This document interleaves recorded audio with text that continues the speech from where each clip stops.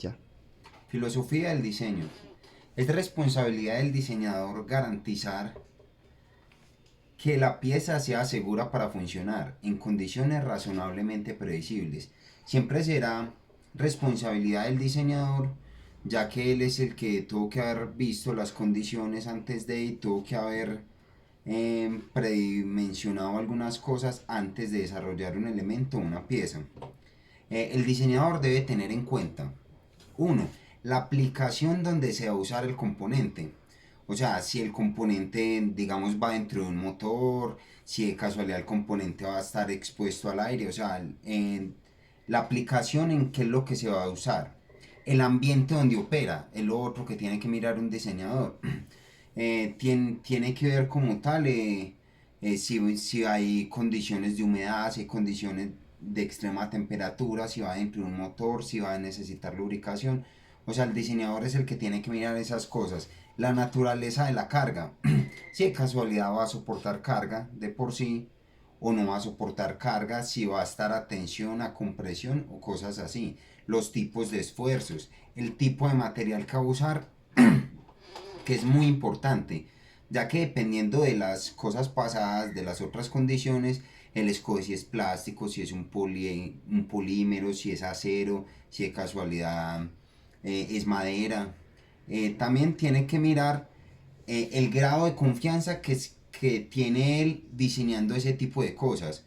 O sea, si un diseñador, no sé, no tiene la experiencia suficiente para desarrollar piezas en motores o algo así, pues eso también como que le quita puntos a la hora de desarrollar algo en lo cual no está el tan familiarizado. Ahora vamos con cada una de las cosas. La aplicación. Si se va a producir en cantidades grandes o en cantidades pequeñas. ¿Qué técnicas de manufactura se usan para fabricarlo? O sea, si de casualidad si va a necesitar una sola pieza, lógicamente es mucho más costoso. Así necesitamos una pieza, no sé, para un carro o para algo que se va a producir en masa. ¿Cuáles son las consecuencias de la falla si el elemento que el diseño falla? O sea, en términos de personas.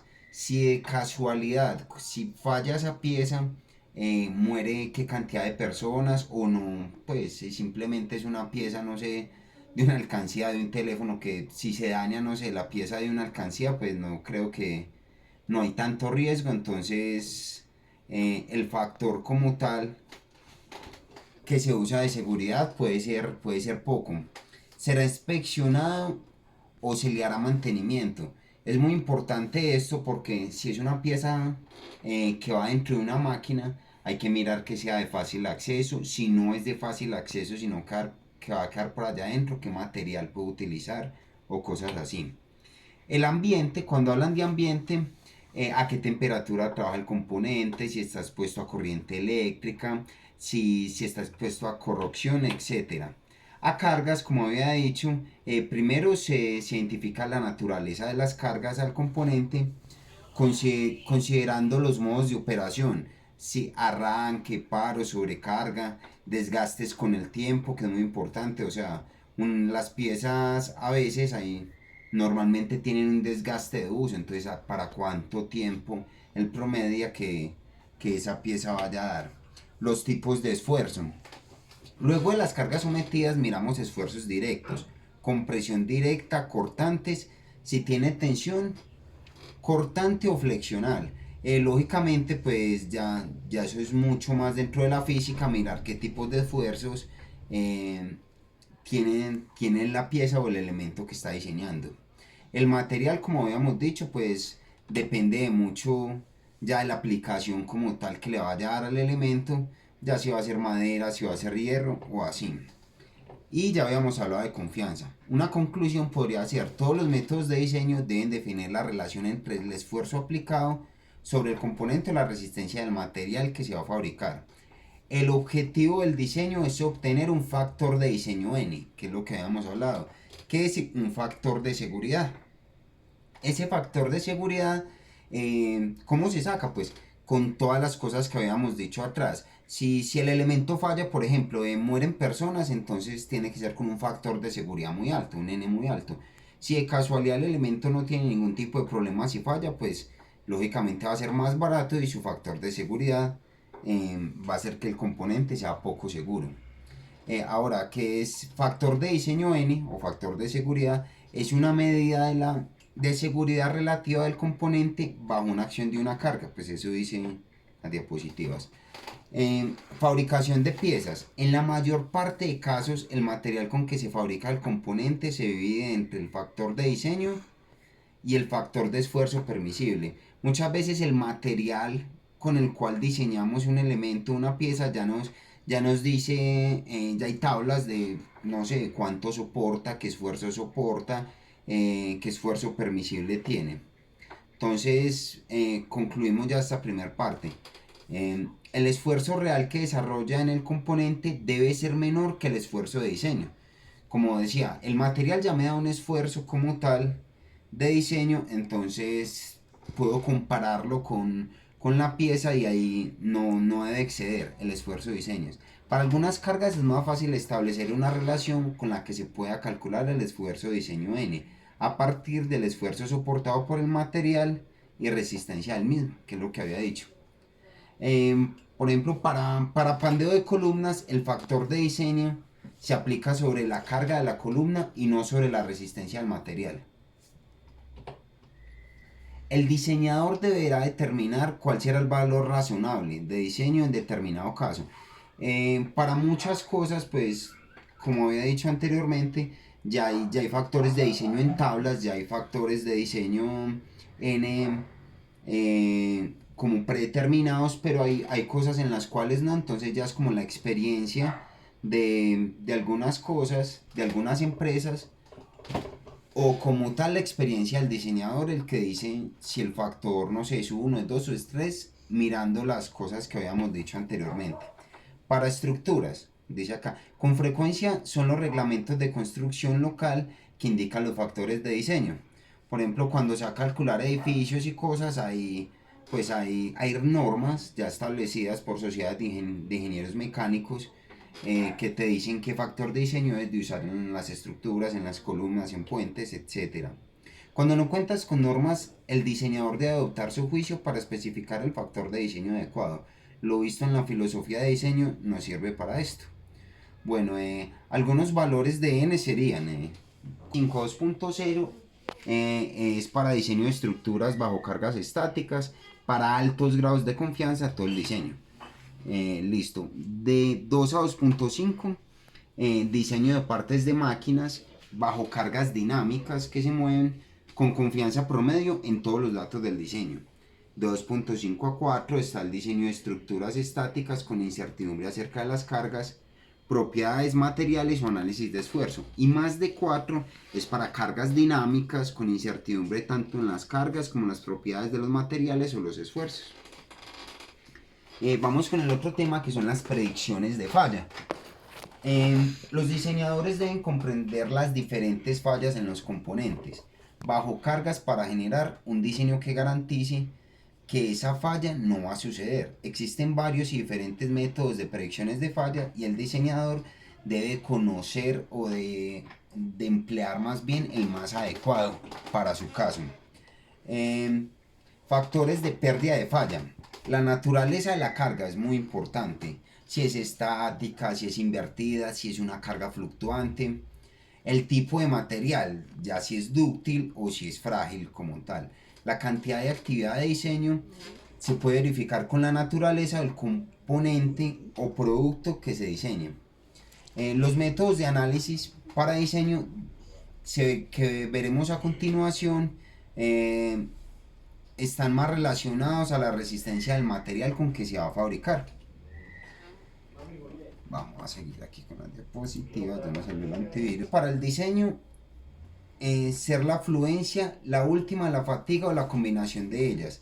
La resistencia base para el diseño puede ser la fluencia, que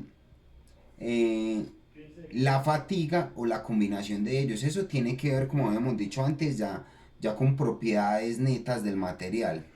El objetivo del diseño, como habíamos dicho, es llegar a un factor N que garantice la seguridad del componente. Listo, y lo otro sería la resistencia del material debe ser mayor que los esfuerzos aplicados. Ya también lo habíamos dicho. Tipos de predicciones de falla. Hay esfuerzo normal máximo, eh, que es el esfuerzo estático uniaxial en materiales frágiles. Está el MOR modificado, o sea, esas son las predicciones de falla, lo que estoy diciendo a continuación.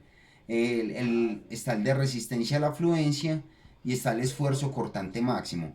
Eh, Estos tipos de predicciones de falla son como unos métodos que hay, ya usted calculando como tal el esfuerzo del material, las cargas que va a tener, para que te ayuden como diseñador a ver si el material falla o no va a fallar. Y usted como diseñador tiene que garantizar de que eso no falle.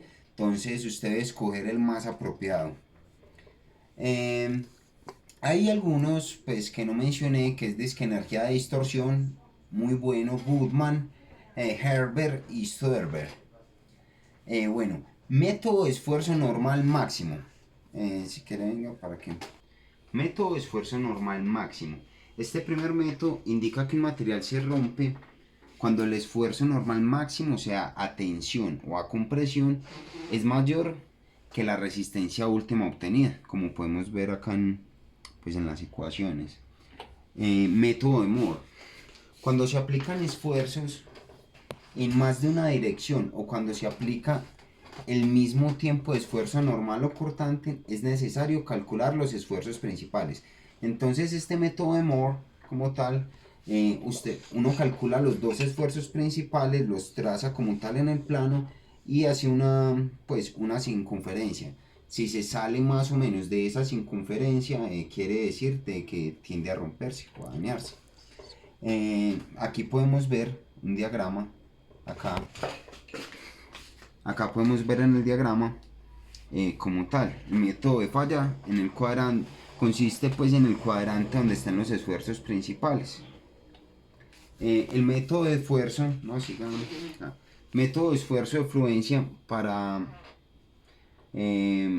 esfuerzos estáticos. Es una aplicación sencillo del principio de fluencia. Este principio de fluencia es cuando un material ya se expande demasiado, o sea, y ya no, o sea, ya es un proceso irreversible, ya no puede, ya se deforma tanto o cede tanto que ya no puede como tal estar como estaba. Método del esfuerzo de fluencia, pues tenemos estas dos ecuaciones. Este método tiene que ver más como con las propiedades del material. La propiedad del material que me dicen en la tabla, como que si se sobrepasa eso, ya lo comparan pues como con la pieza. Hay una comparación como con la pieza que usted fabrique. El tercer es el método de esfuerzos, de esfuerzo cortante máximo. Para esfuerzos estáticos biaxiales en materiales dúctiles. La predicción de falla por esfuerzo cortante máximo establece que un material dúctil empieza a ceder cuando el esfuerzo cortante máximo en un componente bajo carga es mayor al de prueba cuando comienza la fluencia. O sea, es muy parecido al anterior. Cuando comienza la fluencia, ya ahí como que deja de haber un esfuerzo cortante máximo y ellos lo usan o lo calculan acá, como podemos ver. Este método, pues la verdad yo estoy leyendo bastantico y dicen que es muy conservador y que no se usa tanto. Es mucho más usado el círculo de Moore o el que vamos a ver a continuación. Dicen incluso que este es el mejor método de energía de distorsión para esfuerzos estáticos biaxiales o triaxiales en materiales dúctiles. Es el mejor estimado para falla de materiales dúctiles, bajo cargas estáticas normales, cortantes o combinados. Requiere la combinación de los dos esfuerzos, crean una nueva variable, que es una letra griega, y simplemente es una ecuación sencilla en la cual la raíz cuadrada de ambos menos la multiplicación de ellos dos.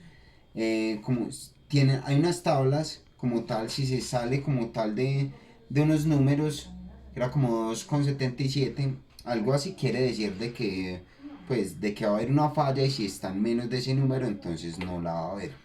Y ahí sigue el método de Goodman, que es método de Goodman para fatiga bajo esfuerzo fluctuante en materiales dúctiles.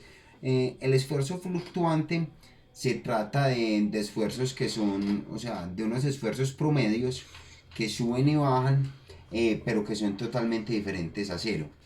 Se usa cuando un esfuerzo promedio distinto a cero ha demostrado mantener una buena correlación con los datos experimentales y apenas por debajo de dispersión a los puntos de datos. Como podemos ver, es muy parecido incluso al otro, al método de Goodman, que es en el cual se traza una circunferencia, pero en este caso pues también colocan el esfuerzo, un esfuerzo alto en un eje y el otro esfuerzo alto y trazan una vertical. Por este diagramita. Aquí está en el diagrama. E incluso aquí pues explican, este es el esfuerzo máximo y este es el esfuerzo promedio, los trazan y simplemente trazan una línea. Como que si se sale, aquí colocan cuál está la línea de fluencia, la línea de carga, la línea Goodman, que es el de ahorita, y si se sale como tal, de eso, pues predicen la falla. Aquí está como un poquito más claro el diagrama Goodman. Bueno, métodos de análisis de diseños. Este método de análisis de diseño es como una conglomeración de todos los diseños anteriores en el cual tienen en cuenta si el material es frágil o dúctil, si la carga es estática o cíclica, si es uniaxial o biaxial o triaxial, y hacen como una especie como de mapa conceptual en el cual, dependiendo del tipo de carga que usted tenga y todas las cosas que anteriormente, le dicen cuál es el método pues, que es mejor para ti para utilizar.